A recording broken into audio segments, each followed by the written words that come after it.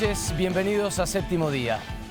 Los peronistas que se fueron del Frente Elegí para jugar en estas elecciones, los que decidieron correrse del Partido Justicialista de cara al 2023 electoral, fueron tratados, vienen siendo tratados en algunos casos como traidores. Ese fue el término que utilizó, por ejemplo, hoy el senador Lucas Hilardo, precandidato a vicegobernador también, cuando se refería a los que, por un lado, se habían ido con Omar de Marchi a conformar una nueva coalición que es la Unión Mendocina. Esa fue la palabra utilizada, la traición. Son vistos como desertores.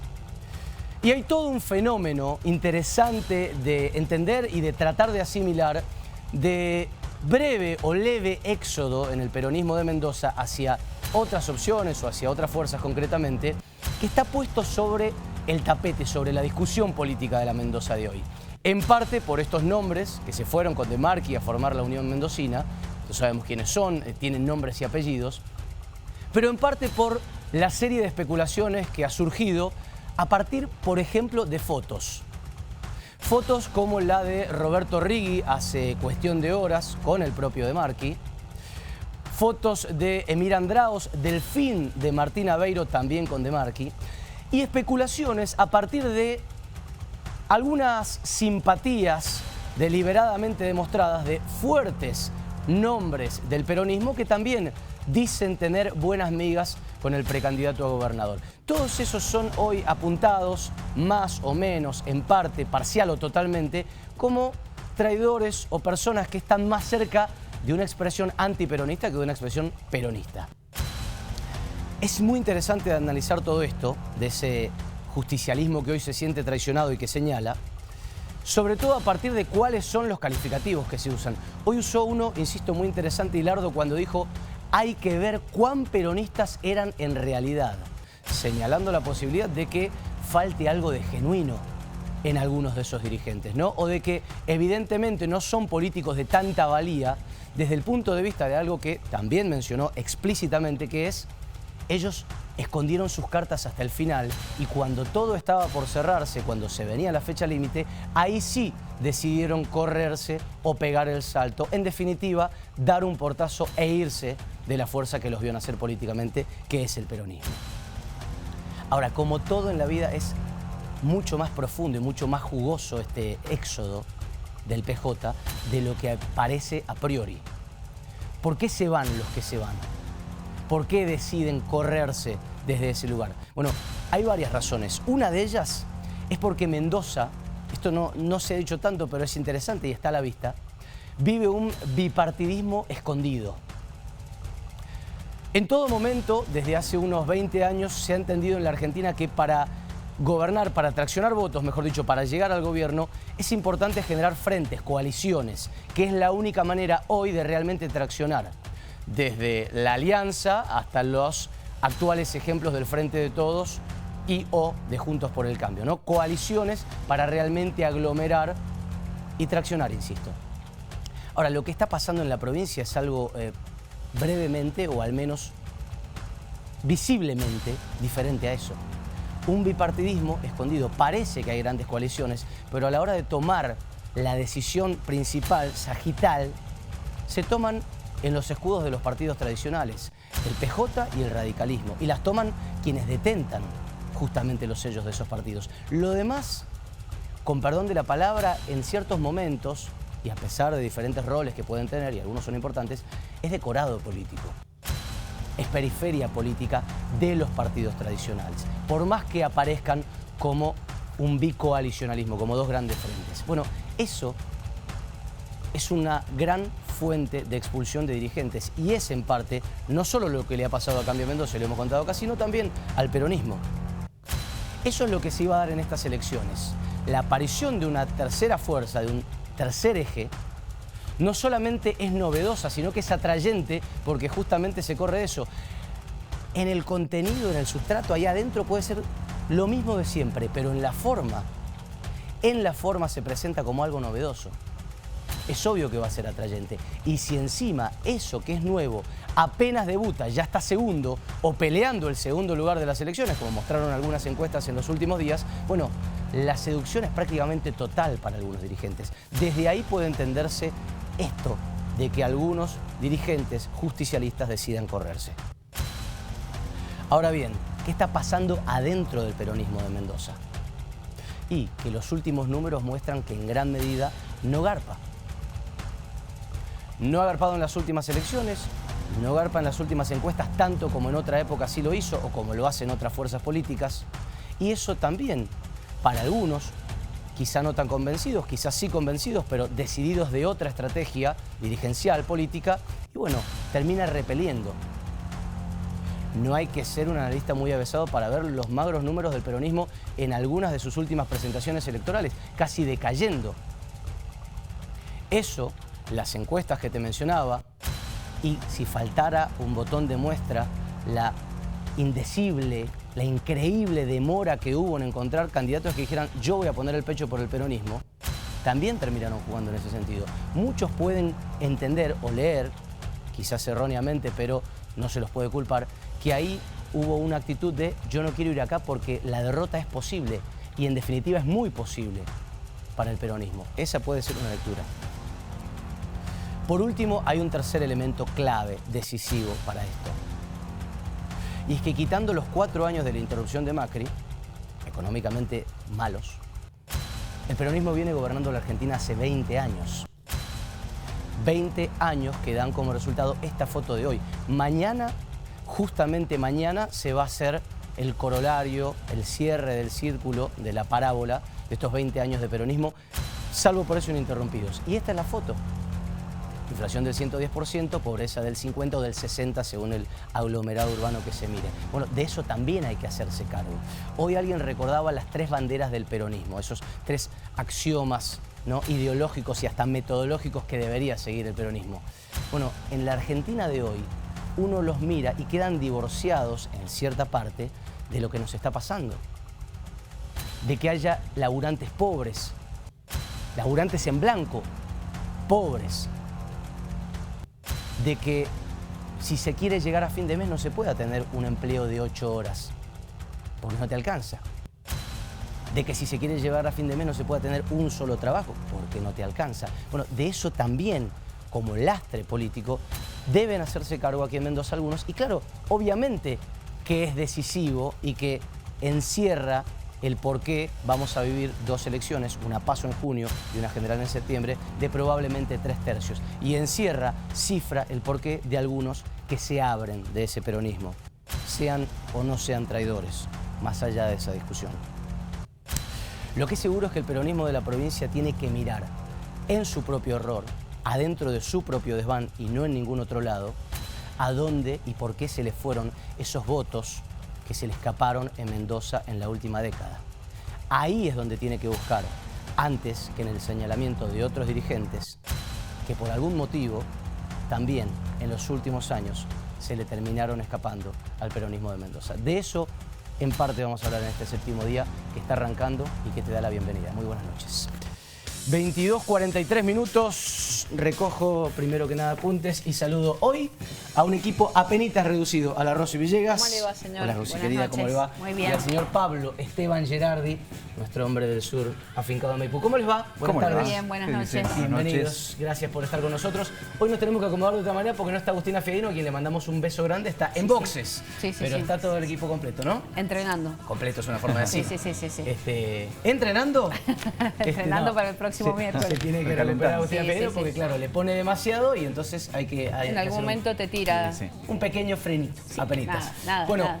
El que no tendrá frenos en este programa porque tiene mucho para ofrecerte, mucho para contarte. Desde ya te damos las gracias por estar del otro lado. 22:44 minutos. Se va a sentar en este momento Omar Parisi, uno de los precandidatos a la gobernación de la provincia, peronista el hombre, ex titular del Instituto Provincial de la Vivienda, ex funcionario de Paco Pérez y quien quiere meterle un shock económico a la provincia de Mendoza. uno de los conceptos interesantes que le vamos a preguntar. Uno de los tantos, porque habló de shock económico, habló de shock productivo, habló de revolución de la vivienda. Me parece que hay ejes como para poder preguntarle entre tantas cosas que podrá responder Omar Parisi, que en minutos va a empezar a darnos esas respuestas. También le podemos preguntar por qué se van los que se van, ¿no? También le vamos a preguntar por qué se van los que se van. Retomando un poco la editorial, ¿no? No le pude semblantear la cara mientras leía, pero ahora le vamos a preguntar qué le pareció. Puede estar totalmente en desacuerdo y lo charlamos. Y también va a estar con nosotros Luis Petri, precandidato a gobernador, en este caso en la interna por Cambia Mendoza, señor Gerardi. Exactamente. Exdiputado nacional, ahora líbero en la política, pero vuelve buscando la competencia interna dentro de Cambia Mendoza. Tarea difícil, interesante, porque va a enfrentar a Alfredo Cornejo. Bueno, y para que no se queden con ganas de más, hoy vamos a estar hasta las 12 menos cuarto. Así que bienvenidos, bienvenidas. Está arrancando este séptimo día que promete meterse con todo en el barro y en lo interesante de estas últimas 2 semanas antes de las elecciones. Hashtag Parisi en 7D, nuestro Twitter, si todavía no lo conoces, es @séptimo_día. Y ahí pueden ir preguntando, comentando, tratándonos lo mejor que se pueda, pero lo mejor que quieran, Rosana. Lo mejor que quieran y dejándonos también todas las consultas que quisieran hacer en nuestro Twitter, dándonos su parecer de lo que se va a tratar en este séptimo día, que, como decíamos, vamos a tener a 2 precandidatos a la gobernación. Por un lado, Omar Parisi, y por el otro, Luis Petri. Muy bien, 22, 46 minutos, 15 grados, 8 décimas. Omar Parisi, bienvenido a la arena de Séptimo Día. ¿Cómo va? estás? Muy buenas noches. ¿Cómo estás? Muchísimas gracias por venir. No, gracias por invitarme. ¿De qué se trata el shock económico que le promete a los mendocinos? Muy sencillo, es aplicar Keynes en su máxima medida. Es obra pública impulsada hacia la vivienda, inversión muy importante, que la vivienda lo que genera inmediatamente entre 6, 8 puestos de trabajo en forma directa, lo cual inyecta dinero en el sistema. Tenemos un arranque económico interesante en una provincia que está hoy pausada, paralizada, que no tiene desarrollo, que tiene salarios muy por debajo de la media nacional y que no tiene ninguna matriz económica creciendo debido a la falta de trabajo que ha tenido este gobierno durante 8 años. Le digo lo que nos pasa a algunos cuando escuchamos sus propuestas, que la de la vivienda es muy interesante. Usted habla de un shock económico, pero casi siempre se centra en la construcción. ¿Cuántos empleos puede generar la construcción como para pensar que, bueno, Mendoza se abriría económicamente con solo casas y con solo obra pública? La cuenta es sencilla. Si hacemos 1000 casas, tenés entre 6000 y 8000 puestos de trabajo que se generan inmediatamente, porque es lo que genera la mano de obra directa e indirectamente en la construcción de una casa. La otra pregunta que hay que hacerse cuando se habla algún candidato de alguna otra forma de empezar a generar puestos de trabajo es quién va a hacer la inversión. Voy a dar un ejemplo claro y concreto. ¿Cuánto hace falta para generar un puesto de trabajo de taxista, por ejemplo? Es el valor del auto más los permisos, más todo. Sí, claro. ¿Cuánto sale generar el puesto de trabajo de una empresa petrolera? Entre 30 y 40 mil dólares. Digo, siempre que hay un puesto de trabajo, alguien debe generar la inversión. En este caso, como Mendoza es tan poco atractiva por el poco trabajo que tiene el gobierno provincial, no hay muchos que estén dispuestos a invertir en Mendoza por el momento, por lo cual el esfuerzo y la inversión inicial se tiene que hacer desde el Estado a través de la construcción de casas, que tiene inmediatamente una repercusión económica y comercial que nos pondría en marcha la provincia. ¿Cuándo dejó de ser atractiva Mendoza para los inversores, según usted? Desde hace 8 años. Justo cuando arrancó Cornejo, Mendoza deja de ser atractiva para los inversores. Desde ahí dejamos de crecer. Nosotros teníamos una tasa de crecimiento que hoy no la tenemos. Pero hay un estudio que no recuerdo ahora, Pablo se va a acordar si es de la SEM o de Giral, que habla de un decrecimiento económico de ya 12 años, desde el 2011, concretamente desde que arrancó Paco Pérez. Está bien, digo, 12, 8 años, la verdad. Bueno, que pero hay una diferencia política ahí, porque abarca también la gestión que encima lo tuvo usted como funcionario. Sí, y conmigo le fue bien a la provincia. Hicimos muchas casas, generamos mucha fuente de trabajo. Digo, y el decrecimiento de la provincia en la época de Pérez puede haber sido los 2 años que no tuvimos presupuesto. Los 2 años finales, claro. Sí, que fue muy difícil poder gobernar y manejar la cosa pública sin presupuesto. Esos 2 años de finales de Paco Pérez son para muchos algo que todavía le reclaman al peronismo de Mendoza, que es lo que le falta tal vez en cantidad de votos. Eso más otras cosas quizá, pero ¿Lo ve así? ¿Cree que todavía le siguen facturando al PJ una gestión que terminó desencantando mucho a la gente? Siempre, digo, este gobierno lo único que se ha dedicado es a tercerizar los problemas. Cuando no es el problema de Paco Pérez, después el problema del gobierno nacional, la macro. Mientras vemos que la provincia decrece, vemos las provincias vecinas como San Juan, como Neuquén, como San Luis, que crecen a pesar de que tienen la misma economía macro. Creo que hay más echar culpas que hacerse cargo de una vez por todas que la provincia se gobierna. Pero fuera de lo que diga el gobierno. Sobre todo con el tema de el eslogan con que ganó Cornejo, que fue muy interesante, la revolución de lo sencillo. Sí, claro, la revolución de lo sencillo. Decir que el gobierno tiene sencillo o que es sencillez, la verdad que es una equivocación. El gobierno está lleno de complejidades. Entonces no hay revoluciones de lo sencillo cuando uno gobierna. Lo que debe haber es una revolución de cambiar la realidad con cosas sencillas. Y él no cambió la realidad. Ya que fue al 2015, hoy hay un sector de la oposición que está diciendo hay un claro declive en la gestión de Cambia Mendoza, hay un claro declive de lo que fue Cornejo, de lo que empezó siendo Suárez y está hasta siendo advertido por la ciudadanía, eso dicen. ¿Lo ve? ¿Me puede comparar lo que significaba Cambia Mendoza en 2015 y en 2019 con lo que va a significar el 11 de junio? 8 años de gobierno que no existió. Nosotros hemos perdido 8 años de gobierno. Miren, nosotros no tenemos hoy salud, no tenemos educación, la OSEP está quebrada, no tenemos seguridad, la justicia está cuestionada, no tenemos órganos de control que estén liberados, no tenemos ni siquiera proyectos en algún ámbito que sean realizables en los próximos 4 años. Hemos perdido inversiones millonarias por parte del Estado Nacional por no haber hecho una estación transformadora y haber hecho una línea de conexión con el Sistema Unificado Nacional para hacer granjas de generación de energía solar. ¿Cómo? ¿Me puede explicar eso de vuelta, por favor? Sí, miren, hoy San Juan y La Rioja acaban de firmar con IMSA, que es una empresa de los mendocinos, porque es mendocina hoy, contratos para granjas solares o estaciones solares muy grandes. Sí. Porque empezó a principios del año pasado el acuerdo con San Juan. Bueno, en Mendoza no se puede hacer porque jamás hizo la inversión de tener una estación transformadora y la conexión a la red unificada nacional. Digo, no es culpa del gobierno nacional, la plata está, no se trabajó. Cuando me hablan de vivienda es exactamente lo mismo. Dinero hay disponible, dinero nacional, con programas nacionales. Tampoco hay proyectos ni en el IPB ni en ninguna obra pública. Tenemos una subejecución de la obra pública en Mendoza en este año sobre un presupuesto de 53.000 millones de pesos. Recién llevamos ejecutado 3.000 millones de pesos. Y en los últimos 3 años, tomando el promedio, la subejecución de obra pública fue del 60%. Perdón.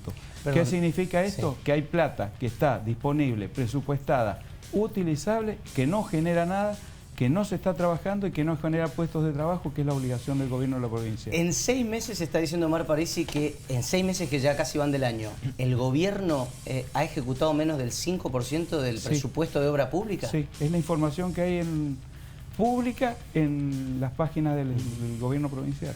¿Pero estará desactualizada por lo menos? No, ¿Es real la ejecución? Ingresen, sí, después, por supuesto, vendrá alguno que dirá que es mentira, digo, pero es lo que está publicado. Bueno, pero lo deberían poder demostrar. Si lo está viendo, podría decir esto es así o no es así. ISGRO, la verdad que tenía muchas más cosas que explicar que estas. ¿Qué le pide ISGRO? A ISGRO, primero que explique cuál es su relación comercial con Florentino Paco, por ejemplo. ¿Cuál es su relación comercial con Hay que preguntarle a él. Si quieren, les dejo ya un documento, que es un boletín oficial, donde aparece... Mientras vaya contándome, mientras... No, digo, no es nada que sea ilegal, pero un ministro que tiene una SA generada con Florentino Paco, la verdad que al menos, y el ministro de Construcción lo debería explicar. O sea, ISGRO tiene una SA con Florentino Paco. Sí. ¿Puede explicar quién es Florentino Paco para el que no lo tiene Florentino claro? Paco es el de las construcciones que tuvieron este problema de la muerte del chiquito y que hoy tiene problemas graves con la municipalidad. Eric Mamaní se llamaba el pequeño, que cayó en un pozo. En una construcción de Florentino Paco en Guaymallén, el 7 de marzo. Exacto. Y que no se le hacían inspecciones, que no tenía, digo, la verdad que hay que explicar un poquito. O sea, entonces, usted le pediría una... Bien, yo por supuesto no conocía esto. Le diría que le explique por qué tiene un vínculo que es comercial. No a mí, que le tiene que explicar a la ciudadanía. Digo, un ministro debe explicar algunas cosas. Queda esto acá para preguntarle. Y también, digo, debería explicar por qué tienen su ejecución presupuestaria. Digo, pues permanentemente, digo, que nosotros debemos estar dando explicaciones hasta de cómo vamos a hacer las cosas y resulta que ellos no explican por qué nunca han hecho nada. Ahora, no han hecho nada, tomemos un parámetro concreto, a ver. Se habló mucho de IT Maula en los últimos días. Da la sensación de que opositores plantean que la única gestión educativa de Cambia Mendoza ha sido el IT Maula, que ha sido el único eje de la educación en Mendoza. ¿Realmente creen eso? Sí. ¿No ha habido nada en la educación de Mendoza que sea clave y determinante para el futuro? A ver, que me digan qué es lo que funciona en la educación. Chicos sentados arriba de baldes de plástico para tomar clases, escuelas clausuradas porque no pueden tener hoy el reemplazo de profesores, una escuela como el Potrerillo donde reventó una caldera y está parada sin clase porque no tienen gas. Escuelas que directamente, digo, ni siquiera se aprovechó de arreglarlas cuando estuvo la pandemia. Fue el momento clave, digo, si uno tiene planificación, cuando no estaban los chicos porque no tenían clase, y la verdad que podrían haber ido y arreglar las escuelas se caen a pedazos. Los sueldos de los maestros son por debajo de la media nacional. No hay calidad educativa, alumnos y profesores en 45 metidos en cada aula. No se inauguró una escuela, digo, una no, o sea, 3, 4 escuelas habrán inaugurado en 8 años, con el crecimiento demográfico, digo. Ya hemos hablado de lo de las escuelas, está el número. 16 creo que para Pérez en lo que va, o por ahí lo vamos a buscar. Lo hemos hablado porque acá lo trajo Mar de Marqui en el primer programa de este año, hicimos todo un relevamiento. Digo, pero es la realidad, digo, yo lo que estoy describiendo es la realidad. ¿Qué haría usted en materia de escuelas? En materia de educación, mejor dicho, porque me imagino que la educación es más que construir escuelas. Sí, es mucho más. Pero hoy, si me preguntan qué es lo que hay que hacer, es rápidamente construir escuelas, poder sacar tantos chicos del aula, generar condiciones más adecuadas de infraestructura para que los maestros puedan dar clases. Y en esto voy a dar otro ejemplo, digo, porque esto hay que dar ejemplos que sean sencillos. Sería imposible tener este programa sin cámaras, sin la posibilidad de que nos maquillen, sin que tengamos micrófono. Digo, los maestros hoy, sin infraestructura es muy difícil la ecuación de calidad. Hay que trabajar en la infraestructura, hay que trabajar en la generación de nuevas escuelas para disminuir la cantidad de alumnos en las aulas, cambiar el ítem aula, que hoy es una incentivación negativa, no se utiliza en ningún lado eso hoy. No se incentiva por el castigo, se incentiva por lo positivo. Digo, ¿saben qué es una incentivación positiva? Tener las condiciones necesarias, un sueldo digno y un ítem por capacitación, por ejemplo, donde los maestros que se capaciten reciban un premio dinerario y que puedan empezar a mejorar. Pero que no se incentiva por el castigo. El ítem aula es un elemento que se agrega cuando uno no falta. No, es al revés. Sí, no es al revés, es así. Depende de uno. A ver, descríbame usted cómo entiende el ítem aula. El ítem aula es un castigo que descríbamelo metodológicamente. Es un premio. No subjetivamente. No es subjetivo, es lo que yo pienso. Digo, la verdad, lo que yo pienso que es objetivo, como vos crees que lo que vos pensás es objetivo. A ver. Entonces, el ítem aula es un ítem que se agrega y se agrega como un premio para que no falte. Eso, cuando te lo quitan, es un castigo. Claro. Entonces, es una incentivación negativa. Esto en cualquier libro de relaciones laborales, en cualquier libro de última generación de liderazgo, te lo describe de esa manera. Pero no estoy inventando nada. En ese mismo sentido, cualquier tipo de presentismo no sería igual, no funcionaría de la misma manera. Es que ya está, porque el presentismo es un ítem que existe y sigue pero estando. Por eso, el presentismo no sería lo mismo. Usted dice, no existe una incentivación en ese sentido. No, porque lo incentivaban a que no faltara porque le daban un premio. El presentismo lo que hace es castigar a quien no cumple con el presentismo. Y si uno quiere que los profesores, los docentes, vayan a dar clases, hay formas muchas más sencillas de controlar el presentismo. Por ejemplo, con todo el equipamiento que se puede hacer, de huellas digitales, hay un montón de cosas nuevas. Pero no se puede seguir castigando. Digo, este gobierno de castigo y de persecución, inclusive a las movilizaciones sociales, le ha hecho mucho mal a la provincia, mucho mal. Está bueno ese tema para seguir charlándolo. Les digo a los chicos que arranquen cuando quieran. Hablemos un segundo de lo que implica el kirchnerismo, ¿no? Siempre se dice esto de Mendoza no quiere al kirchnerismo, Mendoza no quiere a Cristina, los castiga cada vez que van a las urnas, cada 2 años. ¿Puede volver a enamorar el kirchnerismo en Mendoza? Y le pregunto antes que nada esto, perdón, la voy a cambiar. ¿Usted se siente kirchnerista antes que nada? Yo soy un peronista, kirchnerista, dentro de un sector que hay Nuevo Encuentro, que hay sectores masistas.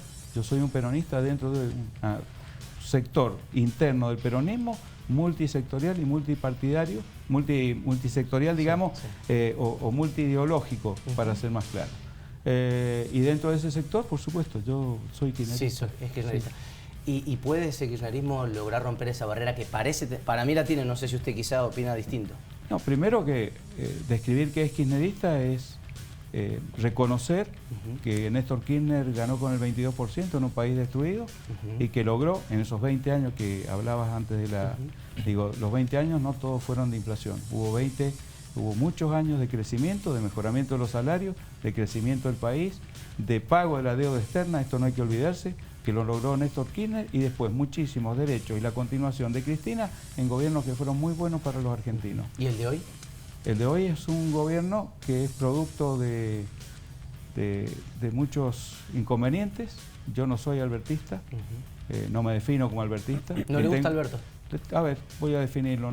Yo a Alberto le tengo respeto como presidente y está hasta el 10 de diciembre. Pero el día que salió su foto en pandemia, festejando un cumpleaños, la verdad que a mí se rompió lo que yo podía tener en relación con él.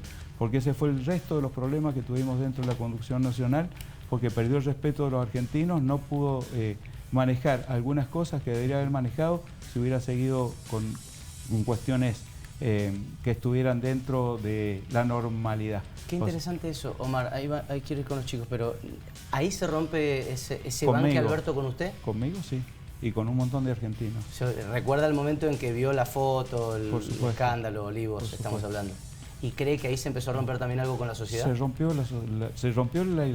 hubo descreimiento, se rompe la confianza con un gobierno, y ese es parte de lo que tenemos arrastrando hoy, que falta desconfianza en lo que alguien dice. Rosy Villegas y Pablo Gerardi, el que quiera puede arrancar, está con nosotros Omar Parisi, precandidato a gobernador de Mendoza. Se habló, de hecho, Omar Parisi habló mucho de este shock económico, y algunos que piensan en cómo se puede diversificar la matriz productiva mendocina hablan justamente de minería. Usted ponía el ejemplo de las provincias vecinas, y las provincias vecinas tienen minería.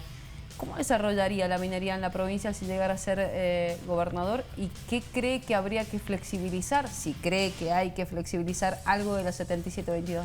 Sí, mira, con la minería vamos a ser absolutamente claros. Yo divido a las provincias que están alrededor porque tienen matrices económicas distintas. San Juan con la minería, Neuquén con vaca muerta y San Luis con la agroganadería o agroindustria, digamos, o la producción de bienes comercializables como granos, maíz, etc. En el caso, digo, por eso es que Mendoza debería copiar algunos de estos modelos. En el caso de la minería, nosotros hablamos de minería sí, dentro del consenso social, con la ley 7722 vigente, con una mayor amplitud de controles del Estado por sobre las explotaciones mineras, y además con la participación del Estado provincial en una sociedad mixta con los privados que vengan a exportar, para que tengamos mayor acceso a los bienes y al dinero que se produce en definitiva. Póngame un ejemplo, ¿qué sería lo primero que desarrollaría en minería? Hoy hay que desarrollar lo que está. Nos alcanza con eso, pues no vamos a alcanzar a hacerlo en los 4 años para tener algún resultado. ¿Pero qué, por ejemplo? Cerro Amarillo, potasio, hierro indio y Cerro Amarillo. Es lo que hoy tiene licencia social, tiene la posibilidad de que lo hagamos. No vamos a perder 3 años y medio, como perdió este gobernador, por tratar de sacar la 7722 a espaldas de la decisión popular. Bueno, y con cierto aval de todo el marco político. Nos equivocamos, de todo el marco nos político. equivocamos, hay que reconocerlo. Cuando uno se equivoca hay que reconocerlo. O sea, en política minera, casi que no hay diferencias con el oficialismo actual. ¿Coincide con lo que está haciendo Suárez? No, la diferencia es que nosotros vamos a trabajar. A ver, explíqueme eso. Que Suárez no trabaja, digo, esto lo sabe todo el mundo. ¿Por qué? Porque no trabaja. Digo, a ver, ¿quieren que le demos ejemplo de que no trabaja? Pero, sí, por favor. ¿Cuántas veces han ido ustedes a hacerle al gobernador actual alguna entrevista en el lugar de trabajo que es su oficina?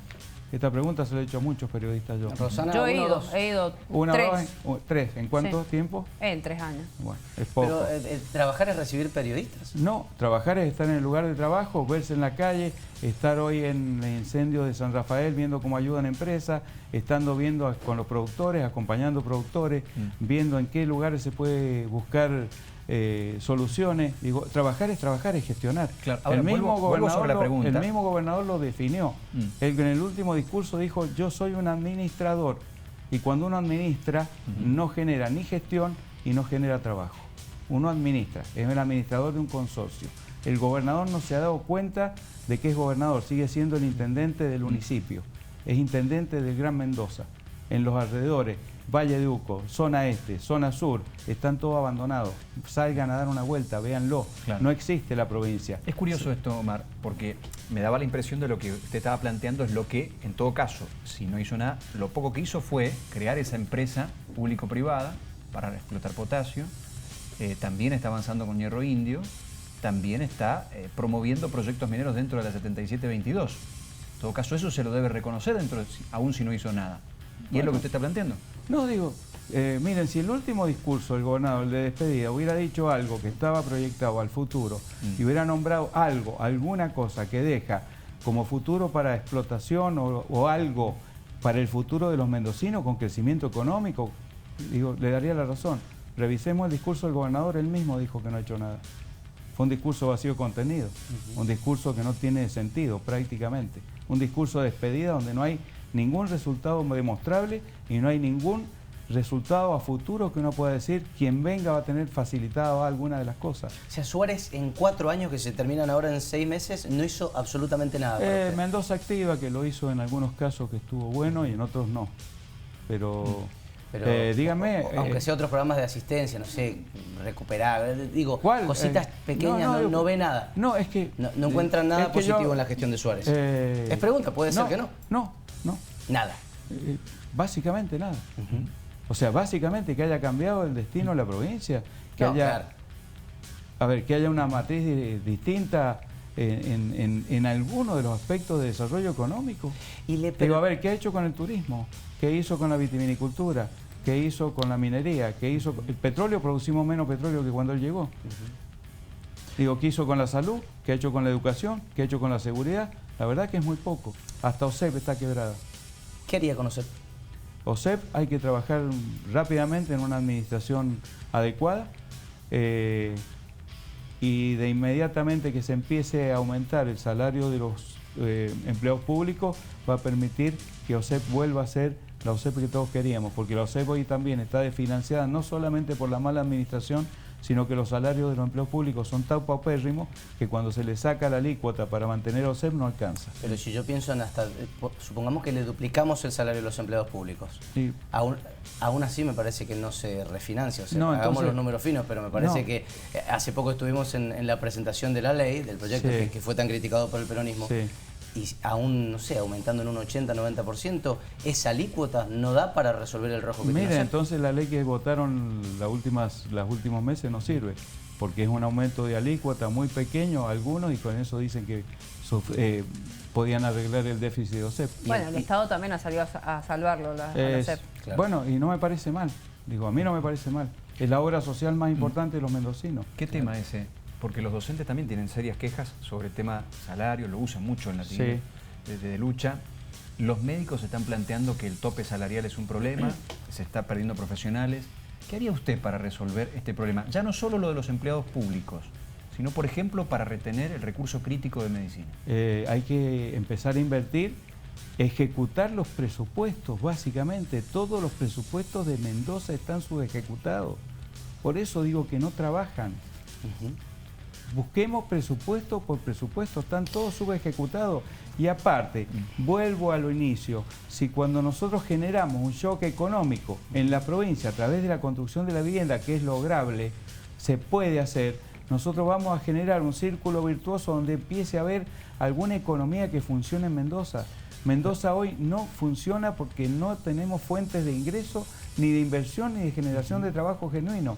El trabajo que se genera a través de la inversión pública en casas también es trabajo genuino, no solamente el que se genera del sector privado. Va acompasado el público con el privado. Omar, hay gente que no le cree que usted sea capaz de construir 16.000 casas. ¿En qué se basan? En que la gestión que más hizo en los últimos años y en los últimos 6 gobiernos fue la de Cobos, que hizo 10.000, habría que hacer ahí 6.000 casas más. En que sacábamos una cuenta, de hecho yo le consulté a usted en privado, que son más de 200.000 millones de pesos, que es hoy prácticamente 10 veces el presupuesto de un año del IPB. ¿Cómo puede usted demostrarle a esas personas que de verdad puede financiar esas casas? ¿Cómo va a financiar esas casas? Primero hay que trabajar. Digo, yo trabajé en el IPB, entregué 8.500 viviendas. Más allá de que la cifra del IPB dicen 5.000, usted suma otras de otros programas. Y por supuesto, si viviendas son todas. No, lo digo para que quede claro por si alguien va a esa cifra. No, digo, dice 5.000 es que, IPB. claro, pero es que esta es la discusión, digo, con ISGRO. Por eso ISGRO va a tener que primero aclarar esto, después si quiere debatimos todo lo demás con él. Pero primero que me aclare esto. ¿Esa sociedad está vigente, volviendo a la sociedad? Aunque no esté vigente, la verdad que es bastante desprolijo. Esto es de 2009, ¿no? Es bastante desprolijo. ¿Catarí? Sí, Catarí. Bien, bueno, después lo vamos a leer. Está resaltado el nombre de yo y el nombre de Paco. Y a lo que voy es lo siguiente. Miren, todos suman todas las viviendas que hicieron. El actual gobierno suma hasta las que hizo por Mendoza Activa, donde lo único que hizo es a quien tenía plata, pues construyó su vivienda y le devolvieron en una billetera virtual parte de la inversión. Digo, esas casas las cuentan. Digo, entonces, la verdad, bueno, todos tenemos derecho a contar todas las casas. ¿Está bien? Bueno, son 8.500 obras que hicimos, 7.500 viviendas que dejamos en construcción, entre las cuales había que estaban al 90%, al 3, al 4, al 5, digo, no, las viviendas no van todas juntas, sino que se va construyendo en el tiempo, y dejamos 4.500 viviendas con no objeción técnica y no objeción financiera. ¿Que eso qué significa? Listas para licitar. Que ahí la crítica es que dicen no tenía presupuesto. Miren, lo peor que puede pasar es que uno tenga presupuesto y no tenga los proyectos. Claro. Porque usted si dice, yo tenía presupuesto, yo no tenía presupuesto, pero no dejé de trabajar por eso. Seguimos trabajando con el IPB y dejamos 4.500 viviendas listas para empezar a construir. Eso suman 20.200 viviendas. Dejamos 3.200 Procrear, que se terminaron de entregar en el otro gobierno, que nosotros participamos, el de Maipú. Que las entregó Cornejo, dice usted. Sí, las entregaron ellos. Hicimos Promeva, que es el programa de mejoramiento barrial en 47 barrios de la provincia. Que eso es nacional, es un financiamiento nacional. Financiamiento nacional, que trabajamos para obtenerlo, llevamos los proyectos, nosotros trabajamos. A nadie le traen plata sin proyecto, es plata del BIR y del BIR. Y si me preguntas de dónde vamos a sacar la plata, miren, hoy hay 100.000 millones de pesos que hasta la semana pasada me discutían que no estaban. Gracias al trabajo de mis equipos técnicos de gobierno, porque son equipos de gobierno, hay 100.000 millones de pesos que están disponibles para poder invertirlos. ¿En dónde están? En plazo fijo y en inversiones financieras del gobierno. ¿Son del IPB? No, son del gobierno de la provincia. Están invertidos en plazo fijo. Exacto. Pero son parte del lo superávit que han tenido de la subejecución de todos los presupuestos. Porque ¿saben qué? Uno ahorra en una familia cuando tiene las necesidades básicas satisfechas. Uno no puede ahorrar en una casa o en una provincia cuando las necesidades básicas están insatisfechas.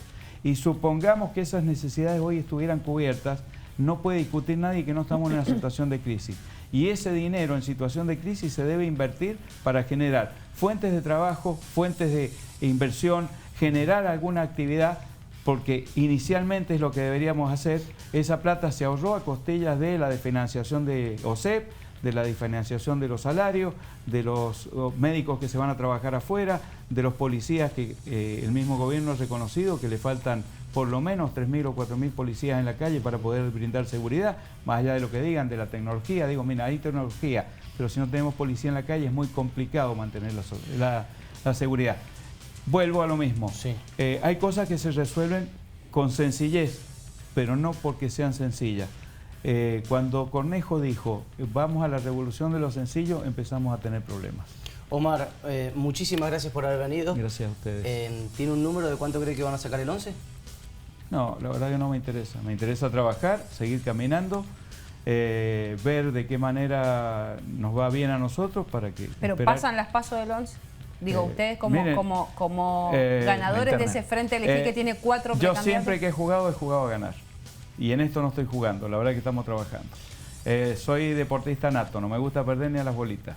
Estamos trabajando todo el día, nos levantamos a las 7 de la mañana, nos acostamos a las 11 de la noche. Tengo un muy buen candidato a vicegobernador, el mejor de todos, porque es el único que tiene experiencia, capacidad y va a poder discutir cada una de las leyes que mandemos para cambiar la historia de los mendocinos. Gracias, Omar, por haber venido. Gracias a ustedes. Omar Parisi, precandidato a gobernador por el peronismo, estuvo en este 7º día que ahora se va a la pausa y a la vuelta lo tiene a Luis Petri, sentado acá con nosotros, hombre de la interna en Cambia Mendoza, también precandidato a gobernador. No te muevas.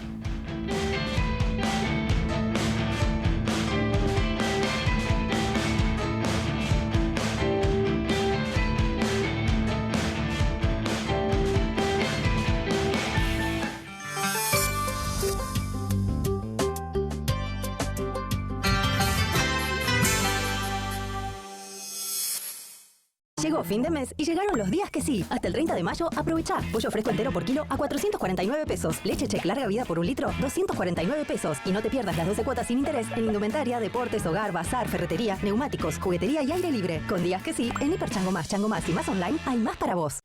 En las próximas elecciones votaremos con el sistema de boleta única. Aprendí cómo votar ingresando en elecciones.mendoza.gov.ar o escaneando este QR. Una nueva forma de votar. El mismo compromiso. Gobierno de Mendoza. Mes del lavado en Musimundo. ¿Compro lavarropas o no compro lavarropas? ¿Lo compro o no lo compro? Lo compro, no lo compro. Llegó el mes del lavado a Musimundo. Lo compré. El lavarropas da vueltas. Vos no. Aprovechá grandes descuentos y muchas cuotas. Musimundo, parte de tu mundo. Energía positiva. Descongelá en forma periódica heladeras y freezers. La escarcha incrementa hasta un 20% el consumo de electricidad. Dale valor a tu energía. Es un consejo de Edemsa. ¿Querés mucha pero mucha agua caliente? Instala un termotanque Millennium. Búscalo en los mejores comercios de Mendoza y el país. Garantía 10 años el mejor postventa. Montecaseros 699 Godoy Cruz. www.termotanquesmillennium.com. Este año cumplí 40 y creo que lo único que no cambió es que sigo usando Asepxia. Cuando era chica, como a todas las de mi escuela, Asepxia me sacó todos los puntos negros. Y cuando se me ocurrió dejarlo, la piel se me puso mal. Por eso no lo dejo más. Me limpia, me exfolia, es lo que necesito. Asepxia, piel pura, siempre. Finalizamos más de 3.200 obras en todo el país. Y detrás de ese dato, mejoramos las condiciones de vida de millones de argentinas y argentinos. Primero la gente. Ministerio de Obras Públicas, Argentina Presidencia. Guasones llega con su nueva gira al Auditorio Ángel Bustelo. 25 de mayo.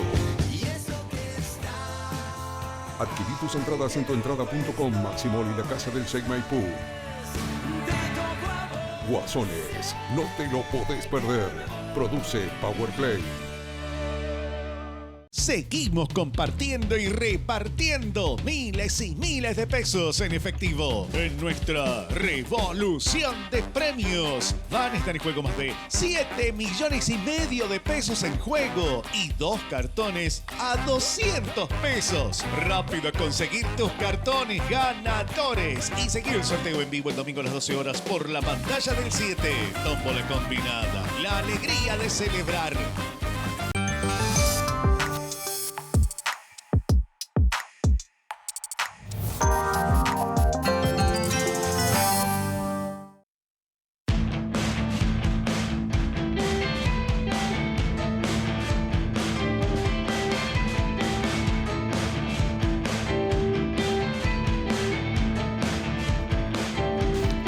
Tres, 17 minutos, Maratónico 7 de hoy, que tiene para preguntarle a Luis Petri, precandidato a la gobernación de todo. ¿Cómo le va, Luis? Muy bien, ¿Todo bien? Muy bien, muy Gracias contento. por haber venido. No, gracias a ustedes por la invitación. Arranquemos por este debate que propone. Quiere un debate con Cornejo, lo propuso la semana pasada. ¿Qué le preguntaría a Cornejo ahí? No, me parece, a ver, yo lo que digo es saludable debatir.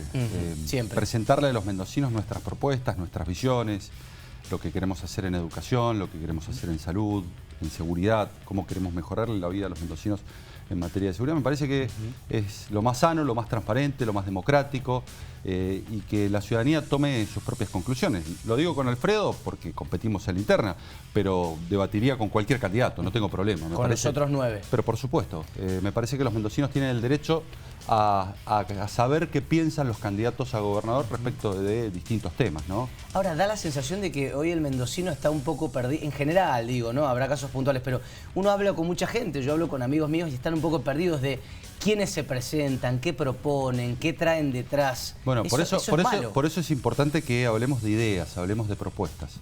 Hablemos de qué vamos a hacer con la provincia de Mendoza, pero fundamentalmente de cómo lo vamos a hacer, porque es muy fácil dar un eslogan, ¿no? Vamos a transformar Mendoza, vamos a bajar impuestos. Bueno, digámosle a los mendocinos cómo podemos bajar impuestos. Por ejemplo, cómo podemos bajar el impuesto automotor. El impuesto automotor recauda 15.000 millones de pesos en la provincia de Mendoza. Es el equivalente a lo que nos cuesta sostener a las cárceles en la provincia, 15.000 millones de pesos. Un preso en la provincia de Mendoza nos cuesta 2,5 millones de pesos al año. Entonces, Tenemos que poner la lupa en el sistema penitenciario. Tenemos que ver los números que se gastan, por ejemplo, en comida. O tenemos que poner la lupa en el impuesto inmobiliario, donde se recaudan 8.000 millones de pesos, Julián, que es el equivalente al costo de la política. Hay que ajustar la política. ¿La política cuesta 8.000 millones de pesos? 8.000 millones de pesos. Mira, simple le hago los números a los mendocinos. 5.000 millones de pesos sale la legislatura, o es el costo de la legislatura provincial. Y cada consejo deliberante cuesta entre 200 y 300 millones de pesos. Si achicamos asesores, si achicamos secretarios, si achicamos choferes, podemos bajar hasta un 30%, por ejemplo, el impuesto automotor y ni hablar del impuesto inmobiliario. ¿Qué haría con todos esos cuerpos si fuera gobernador? Por supuesto que tendría que llevarlo a una instancia de debate legislativo primero. El ajuste lo tiene que hacer la política, porque no podemos ajustar más a la gente. La gente tiene una presión tributaria enorme, me lo dicen los mendocinos cuando camino por la calle, me dicen, no aguantamos más. Entonces, pero ¿cómo ajusto que le diga un legislador, listo, agarrad de los asesores que tenés, pero en lugar de tener 10 asesores, que tenga 1 o 2. ¿Cuántos asesores tiene un legislador? Y depende de cada legislador, porque vos viste que hay legisladores que tienen 5 o 6 asesores y hay legisladores que tienen 10 o 12. Depende de cada consejo deliberante, porque hay consejos deliberantes que con 10 miembros, por ejemplo, tienen un presupuesto de 200, 250, y hay consejos deliberantes que con 12 miembros tienen presupuestos de 300 millones de pesos. Entonces hay que poner la lupa en el gasto de la política. Hay que ajustar a la política. Esto tiene 2 consecuencias. Le alivia el bolsillo a la gente y hace que Mendoza sea más competitiva frente a sus rivales, frente a las provincias vecinas. ¿Y esto qué genera? Genera la posibilidad de que vengan inversiones y se genere empleo, que es lo que necesitamos en la provincia de Mendoza. Necesitamos generar puestos de trabajo. Claro. Para generar puestos de trabajo tenemos que garantizar mejoras competitivas respecto de las provincias que hoy compiten con Mendoza. Quedémonos un segundo en mejoras competitivas. Entonces, ¿a dónde ajustaría Petri? Comida de los presos, por ejemplo. ¿Esto implica que coman peor los presos? No, yo quiero que coman mejor los chicos en las escuelas que los presos en la cárcel. Hoy eso no sucede. Hoy comen mejor los presos en la cárcel, lo dije la otra vez. Sí, lo dijo acá. Y lo repito. Y lo de los 2 millones que cuesta cada preso también. 2 millones y medio también. Y lo repito ahora. Hoy un preso en la provincia de Mendoza come mejor. En mi gobierno va a comer mejor un chico en la escuela que un preso en la cárcel. Hagamos un ejemplo práctico. Yo estoy preso. Mirá. ¿Qué comí hoy? Y usted es un chico en una escuela que comió hoy. Vamos a hacer un ejemplo práctico. A ver la cámara si me puede enfocar. Me gusta que hoy han venido todos con material. ¿Qué es eso? Esto, a ver si me enfoca la cámara. Esto es lo que el 17 de abril comió un chico en las escuelas mendocinas. 424 calorías, comió una tortilla de papa con repollo. Eso comió un chico el 17 de abril pasado. 17 de abril. 10 proteínas. 10 proteínas. Lunes creo que. Ese mismo día, en las cárceles de Mendoza, un preso comía esto. A ver si lo toma la cámara. Comía una pata muslo con fideos tirabuzón, con una porción de pan y con un huevo. Tenía 1.151 calorías, 80 proteínas. Un chico, y esto lo hicimos analizar con nutricionistas. Ahora, un preso es un adulto y un chico es un No, pero un chico, menor. mira, fíjate, necesita por lo menos comer 27 proteínas, tiene 10. Necesita por lo menos 700 calorías y tuvo una ingesta de 424. Por eso yo digo, quiero que coman mejor los chicos en las escuelas que los presos en las cárceles. Claro, casi el triple de calorías. No sé si las calorías son la mejor medida para medirlo, medirlo, pero ¿no? 700... Pero casi 3 veces más calorías que exactamente, un preso. Esa ecuación la tenemos que cambiar, porque si los chicos son el futuro, Julián, acá tenemos que apostar. Que los chicos coman esto, que coman proteínas, que coman carbohidratos, que coman, que tengan, no 1.151 calorías, pero que tengan 700, que es lo que recomiendan los nutricionistas, ¿no? ¿Quién decide que esté mejor un preso que un chico en la escuela? El presupuesto. Se vota en la legislatura, hay que cambiarlo. Digo, hay que cambiar el presupuesto de la legislatura, hay que modificar las prioridades y eso es lo que nosotros queremos cambiar. ¿Usted bajaría el impuesto automotor? Yo bajaría el impuesto automotor, sin lugar a dudas. ¿Cuánto? ¿Cómo pero bajar vos el a la mitad? Pero te voy a dar un ejemplo. El sistema penitenciario que te decía recién nos cuesta 15.000 millones de pesos. 11.000 en gastos de personal y 4.000 en comida, en estas cosas, en alimentación. ¿Y cuánto quiere gastarse en y comida? Bueno, pero tenemos que bajar ese y lo tenemos que invertir, lo tenemos que llevar a las escuelas. ¿Qué le va a dar de comer a un preso, Petri? Yo voy a invertir. Esto es lo que le voy a dar de comer a un preso y esto es lo que le voy a dar de comer a un chico. Esa va a ser la diferencia. Pero usted, ¿por comida le puede dar 400 calorías a un preso? ¿No las necesita? Bueno, pero me parece que que nosotros le tenemos que garantizar la comida a los chicos, porque si un chico mal alimentado no puede internalizar conocimientos. Si nosotros decimos que los chicos son el futuro, si nosotros queremos mejorar la calidad educativa, hay una condición que es imprescindible de cumplir, que el chico tenga la panza llena. Un chico con la panza vacía no puede incorporar conocimiento. Última, y me corro de este tema, pero entonces usted estaría dispuesto a darle un menú a un preso, aunque sea un menú insalubre. Yo estoy dispuesto, bueno, vos considerás, si esto es un menú insalubre. No, usted dice que es un menú insalubre porque son 700 calorías. Si las necesita un menor, imagino lo que necesita un adulto. Yo quiero que coman mejor los chicos en las escuelas que los presos en las cárceles. Sí, efectivamente. Y me parece que es una cuestión de estricta justicia y además es una apuesta hacia el futuro. Yo no quiero que los chicos coman peor que los presos. Quiero que los presos coman la comida que hoy coman los chicos y que los chicos estén bien alimentados en las escuelas. Aunque puede darse una injusticia en algunos casos. ¿Qué injusticia? Ninguna injusticia. Y puede haber un preso que no sea, puede haber un preso que no tenga condena firme y por lo tanto hasta que no... Pero escúchame, pero hoy están comiendo mejor los presos que los alumnos. Yo quiero que sea la inversa. Usted ha recorrido todo Mendoza en estos tiempos. Bueno, todo Mendoza es una manera de decir. De estas críticas que hace, ¿qué es lo que más le llamó la atención de esta Mendoza que ha recorrido? Para nosotros que no podemos hacerlo. Mira, yo creo que Mendoza ha tenido fuertes avances en muchas materias. Por ejemplo, materias institucionales. Vos ves que Mendoza tiene ficha limpia, ves que Mendoza tiene extinción de dominio, ves que Mendoza tiene boleta única. Y cuando mirás al resto del concierto nacional de las provincias, vienen retrocediendo, vienen eliminando las PASO, no sancionan ficha limpia, no sancionan boleta única, autorizan ley de lemas. La verdad que han habido avances institucionales muy importantes y esto es necesario reconocerlo. Lo que sucede es que Mendoza está estancada, pero a la hora de hacer el análisis del porqué del estancamiento, hay un componente nacional del cual no podemos prescindir. El Estado Nacional, el Gobierno Nacional ha discriminado fuertemente a Mendoza, yo lo decía. Mientras que un riojano recibía 90.000 pesos por año por recursos extra coparticipables, un mendocino recibía 6.000.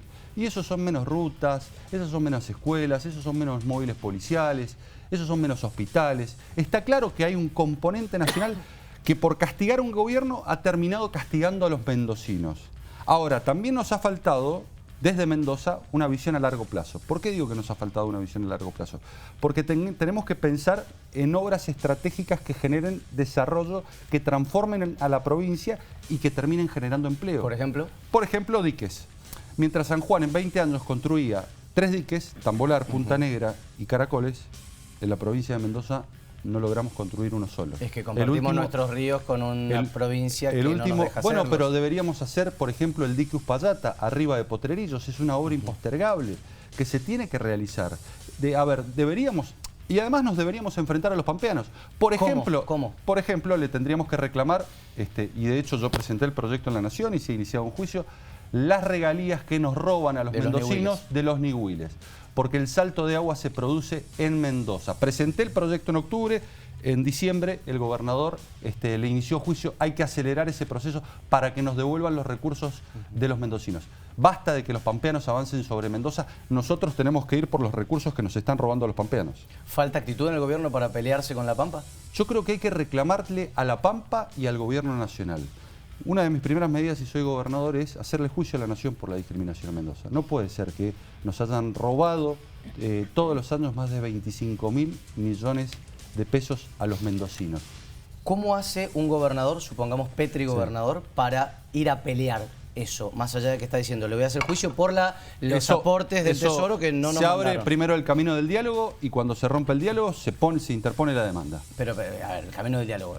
Supongo que el gobierno de Suárez abrió el camino del diálogo. Bueno, y una vez que... No sé, le pregunto a usted si cree que lo abrió o no lo abrió. Y una vez, bueno, todavía no se le ha iniciado juicio por los recursos que se le negaron a los mendocinos. Ni se le va a iniciar. Yo se lo voy a iniciar. Está bien, pero no se le va a iniciar en este gobierno. Bueno, yo se lo voy a iniciar. Es decir, yo creo que ha habido un perjuicio claro y así como la obra Portezuelo del Viento viene por los perjuicios que nos ocasionó la promoción industrial, de la misma manera tenemos que ir a la nación y reclamar los recursos que se le negaron a los mendocinos durante todo este tiempo. Hay mucha queja de supuesta discriminación de la nación. ¿Qué más iría a hacer usted más allá de este juicio? ¿Cómo se pelea desde acá con la Casa Rosada? Pero, a ver, primero hay que dialogar. Me parece que es importante porque, en definitiva, todas las peleas y sobre todo las peleas judiciales son largas. Claro. Pero sí hay que tener una sana relación institucional con el próximo gobierno nacional y yo creo que va a ser un gobierno de nuestro mismo signo político y eso le va a dar más posibilidades a la provincia de Mendoza de mejorar las condiciones de negociación con un futuro gobierno nacional.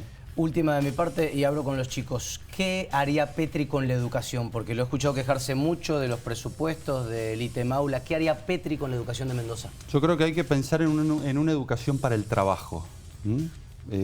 La verdad, y hay que mejorar la calidad educativa. Vos pensás que la calidad educativa viene cayendo exponencialmente, no solamente en Mendoza, a nivel país. Argentinos por la Educación daba una estadística que es alarmante, que solo el 19% de los chicos cumple la secundaria en término y con los contenidos satisfactorios en lengua y matemática. Tenemos que garantizar, elevar la calidad educativa de las escuelas mendocinas, ¿no? Y la educación depende de la provincia. Y tenemos que luchar fuertemente contra la deserción escolar. ¿Hoy es mala la calidad educativa que da esta provincia? En general, Mendoza está un poquito por encima de la nación, está por encima del promedio que es 16. Mendoza está 19, pero no nos podemos conformar con estos niveles de calidad educativa. Yo quiero volver a esa educación pública, por ejemplo, de la cual yo me recibí en el secundario y en donde las escuelas públicas eran mejor incluso que las escuelas privadas. Quiero que en las salas de 4, en las escuelas públicas, haya inglés hasta 5º año, porque de esa manera vos le garantizás una salida laboral a ese chico, porque rápidamente se puede insertar en la hotelería, en la gastronomía, en los servicios turísticos, porque puede estudiar programación, que tiene una rápida salida laboral con altos ingresos. Me parece que tenemos que pensar una educación para el trabajo y tenemos que luchar contra la deserción escolar, porque un chico que en definitiva abandona la escuela es un chico que va a estar mutilado laboralmente porque va a tener un empleo precarizado, porque no va a tener... no hace falta abandonar la escuela para tener un empleo precarizado. Pero va a tener muchas más chances de tener un empleo precarizado, obviamente. De tener una baja remuneración o de vivir de un plan social. Y para eso tenemos que recomponer la relación con el docente, donde hay que revisar el ítem aula. No hay que sacarlo, como dicen algunos, porque claramente el ítem aula es un sistema de control de ausentismo. Ahora, hay que evitar las injusticias que muchas veces se ocasionan producto de la implementación. Y eso hay que revisarlo con los docentes, porque todas estas cuestiones que hablamos, Julián, de mejorar la calidad educativa, de luchar contra la deserción escolar, tienen un aliado insustituible, que es el docente en el aula. El docente con las manos llenas de tiza en el aula es el que genera el milagro educativo y sin él no podemos generar ninguna revolución educativa en la provincia. Quiero volver al punto del docente como aliado o del docente como no aliado, no quiero decir enemigo, pero quiero que escuchemos a Rosana y a Pablo, no sé quién arranca con Luis. Me quería quedar con eso que hablábamos de educación, Luis, porque usted salió a quejarse de la reducción del presupuesto de educación y esa reducción se dio, según la información de Argentinos por la Educación, desde el 2004 al 2021 en la provincia. Bueno, tenemos que y además, y además estás cuestionando qué es lo que comen los chicos en las escuelas. ¿Y quién define ese presupuesto? ¿Quién pone la prioridad en darle de comer de esa manera a los presos y de esta manera a los chicos? Entonces, las gestiones que hemos tenido en educación han sido malas a la hora de priorizar qué hacer con esos fondos. Yo creo, y han reducido además los fondos de educación. Yo creo que hay que apostar a la educación. Quien define el presupuesto es el Ejecutivo, que lo termina aprobando es la legislatura. Me parece que lo que ha faltado es tener una verdadera política de Estado que refuerce las partidas en materia educativa. Y una política de Estado supone el acuerdo entre... El gobernador y el bueno, pero los presupuestos se han votado entre las distintas fuerzas políticas. Me parece que acá lo que tenemos que decir es, vamos en 4 o 5 ejes de gobierno, tenemos que tener una política de Estado. Una es en educación, donde los presupuestos, así como existe una ley de financiamiento educativo a nivel nacional, tiene que haber una ley de financiamiento educativo provincial que no permita que baje el financiamiento. De la misma manera tenemos que tener una política de Estado en materia de seguridad, porque Mendoza puede ser la provincia más segura y yo voy a luchar para que sea la provincia más segura del país, porque tiene que haber una política de Estado en materia de infraestructura, porque son obras a largo plazo, que requieren la continuidad cualquiera sea el gobierno. Entonces, y porque tiene que haber una política de Estado respecto del Estado que queremos, de la reforma del Estado, en bajar impuestos. Es imprescindible que en estos momentos de crisis que vive la Argentina, que viven los mendocinos, con 41% de pobreza, nosotros nos concentremos en hacer un Estado más chico, pero más eficiente, y un Estado que le cueste menos al mendocino, ¿no? Y esto es lo que nosotros creemos y estamos proponiéndoles a los mendocinos para las próximas elecciones. Luis, ¿Lo escuchó recién a Parisi? ¿Lo criticó seriamente al gobernador? Dijo que no ha hecho nada. ¿Lo puede defender usted al gobernador? No, yo creo que Rodolfo tuvo una destacada gestión durante la pandemia y nadie lo duda. Digo, me parece que durante la pandemia se distinguió claramente del gobierno nacional. Después, bueno, podemos evaluarlo, pero en Mendoza tomó decisiones que iban en contra de las perversas decisiones que se tomaban a nivel nacional, donde nos encerraban a todos, donde los chicos no volvían al colegio. Me parece, a ver, no todo es blanco y negro. Hay cosas muy destacables del gobernador de la provincia y que yo las valoro. Por ejemplo, la apertura de las escuelas o la apertura de los comercios durante la pandemia. Me parece que es insoslayable ese aporte que hizo en momentos difíciles, ¿no? Yo quería volver a eso que planteabas también de la baja en el gasto público. ¿No es un poco demagogia hablar de recortar el gasto público? Porque digo, el gobernador en su momento, cuando también hizo campaña, este gobernador Rodolfo Suárez dijo, bueno, vamos a reducir las 2 cámaras que tiene la legislatura a una, porque de esa manera se baja el gasto público. Ahora yo pregunto, cuando vos llevás ese proyecto a la legislatura, los que votan son los mismos legisladores. ¿Esos mismos legisladores van a votar que les recorten una cámara o que les recorten, por ejemplo, los números de asesores que tienen? ¿A vos te parece razonable que los mendocinos de su bolsillo paguen 8.000 millones de pesos para sostener a la política en un momento de crisis como el que vive la Argentina? No me parece con razonable. 104 puntos de inflación, con una pobreza del 41% y que tengan docenas de asesores o que tengan media docena de asesores, que tengan choferes, que el Estado provincial pague 3.000 celulares. Yo lo quiero hacer y no lo digo por demagogia, porque así como lo dije esto, dije en el 2008 que había que colocar inhibidores de señales en las cárceles, y no lo dije por demagogia. Y pasaron 15 años, Rosana, y los inhibidores de señal no están colocados. Y de la misma manera dije que había que impulsar una ley para que los presos no salieran anticipadamente, y no lo hice demagógicamente, y esa ley se aprobó. Y hoy los presos tienen que cumplir la totalidad de la condena. Yo las cosas que digo las digo por convicción, no las digo demagógicamente. Yo hace 10 años dije, o 12 años dije, hay que colocar cámaras en la vía pública. Y decían los defensores de los delincuentes, esto es violatorio de la intimidad de las personas. Y hoy necesitamos más de 7.000 cámaras en la provincia de Mendoza con la última tecnología. Y no lo digo por demagogia, porque lo demuestro con hechos. Pero la ley de la que hablas, de los inhibidores de celulares, por ejemplo, en nuestra provincia no se aplica. No se aplica, pero si soy gobernador, y ya lo dije, la primer medida que voy a tomar va a ser la de colocar inhibidores de señal en las cárceles y demostrar que se puede hacer. Que lo que ha faltado es voluntad política. Porque 7 de cada 10 homicidios que ocurren, por ejemplo, en Rosario, se planifican dentro de las cárceles. Entonces, hay que cortar con el circuito de delitos que comienza desde las cárceles y desde las cárceles mendocinas. Acá en Mendoza ha faltado voluntad política para... Pero 15 años sin colocar los inhibidores de señal. ¿Para qué ha faltado? Para colocar inhibidores de señal, por ejemplo, la ley está. En materia de seguridad ha faltado voluntad política. Pero por supuesto. ¿De Suárez o de Cornejo? Yo lo que voy a hacer, si soy gobernador, es salir a combatir la delincuencia sin cuartel. Hay que hacerles la vida imposible a los delincuentes. Pero de Suárez o de Cornejo ha faltado voluntad para resolverlo. Ha faltado voluntad política para cumplir esta ley, por ejemplo.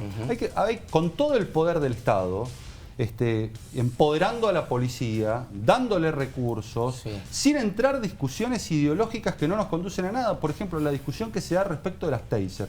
Hoy todos los policías de la provincia de Mendoza deberían contar con taser.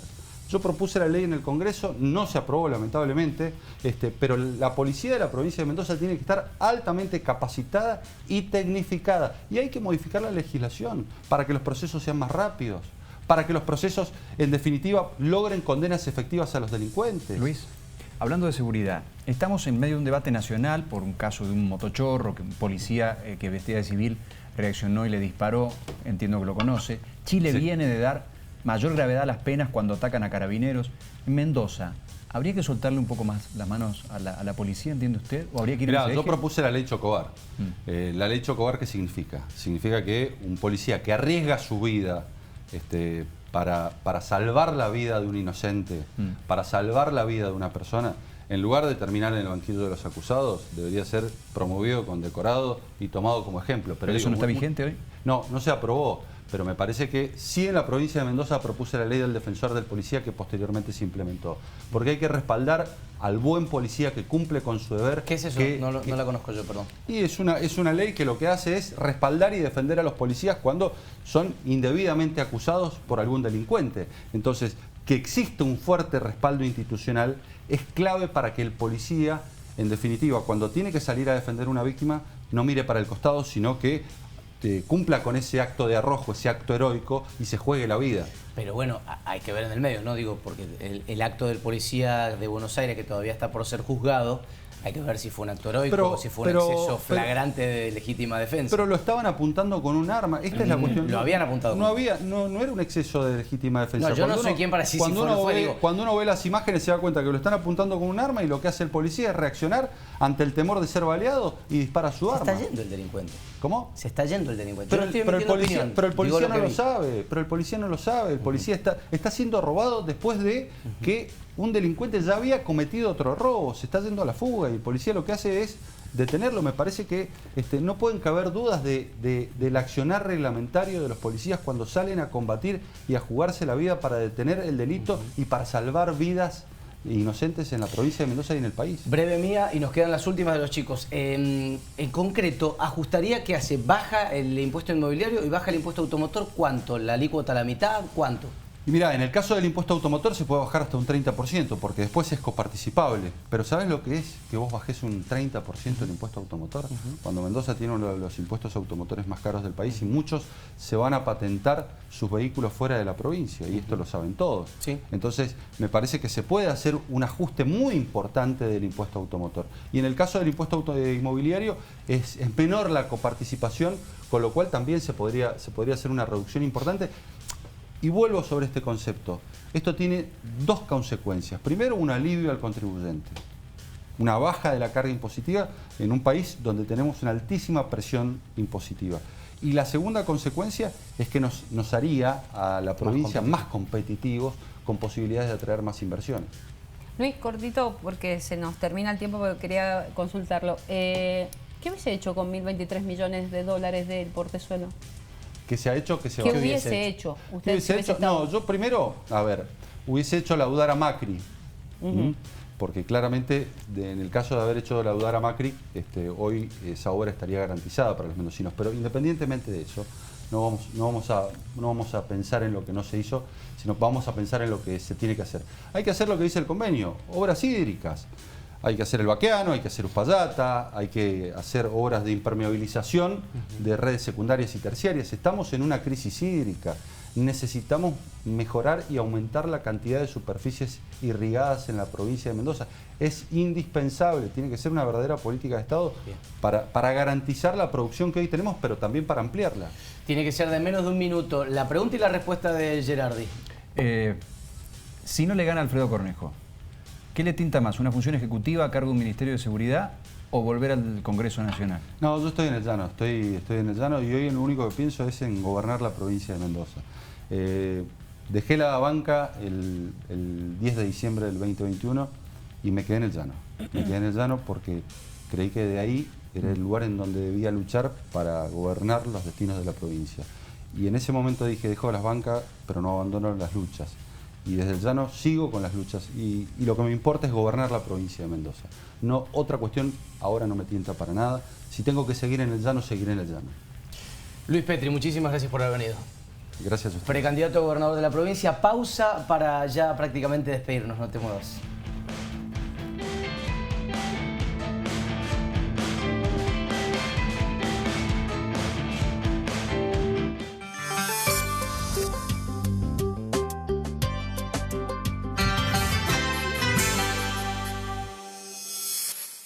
Llegó la mascota del ahorro a Libertad. Hasta el domingo. Combo asado de novillo por kilo, 1.199 pesos. Combo Fernet por 750 mililitros más Coca-Cola original o sin azúcares por 2 litros y cuarto, 2.414 pesos. Y 3x2 en vinos y espumantes variedades seleccionadas. Libertad.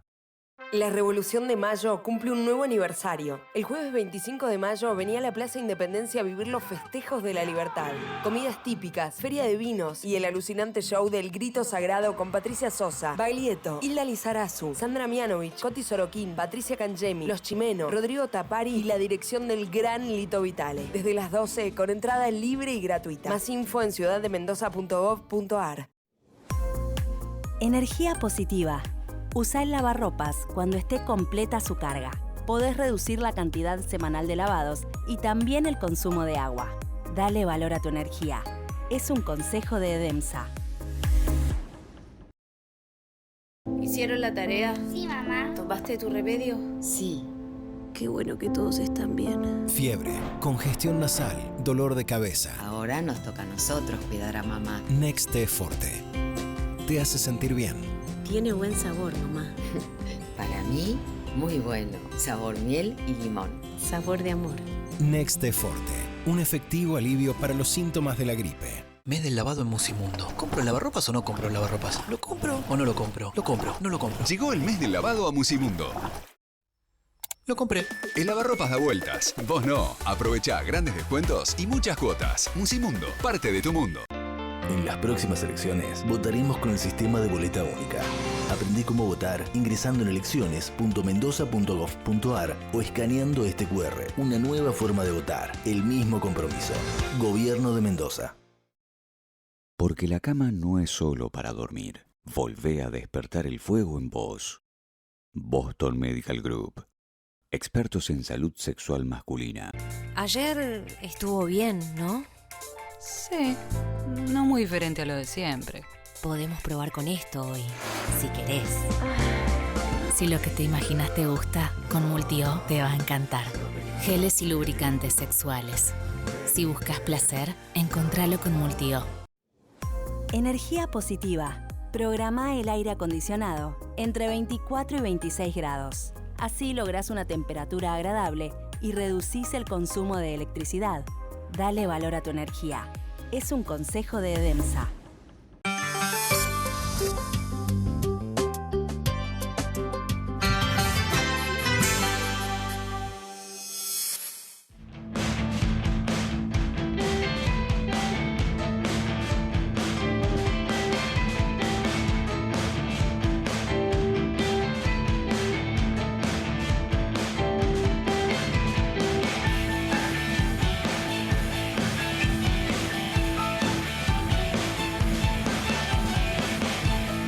...23:46, nos tenemos que ir. Gracias a Constanza Tomasielo, Analía Doña en la producción, al señor Pablo Esteban Gerardi, un gustazo, a la Rosy Villegas, a la Gofianos que está en boxes. Sí, señor. Bueno, para mañana, mucho título para mañana, mucho mañana título, leer Diario afortunadamente. Tenemos que volar por hoy. Gracias a ustedes por haber estado del otro lado. Quédense en la pantalla del 7, que tengan muy buenas noches.